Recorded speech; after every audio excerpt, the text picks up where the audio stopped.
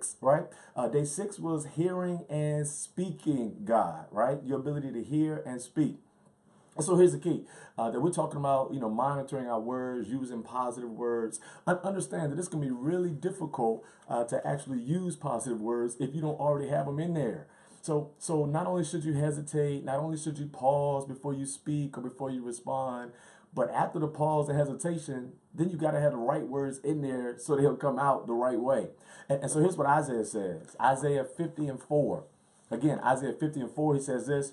It says, the sovereign Lord has given me a well-instructed tongue to know the word that sustains the weary. He wakens me morning by morning, wakens my ear to listen like one being instructed. You know what Isaiah is saying? He's saying, first of all, understand that if you hear enough negativity, even when you don't want to speak negative, it's going to come out because we just get weary. I mean, we hear it in movies, we hear it in music, we hear it with friends, we hear it with family. Sometimes we're the cause of it. And if you hear it enough, like anything, being immersed in an atmosphere, being immersed in water will eventually cause you to start to become comfortable in it.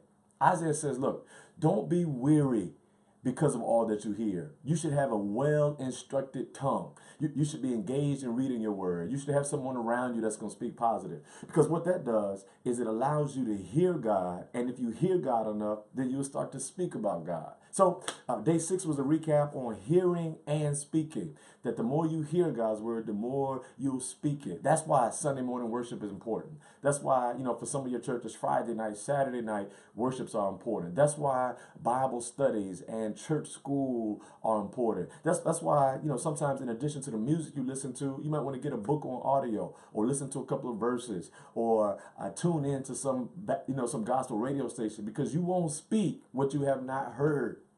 So day 6 is you got to hear it in order to speak it.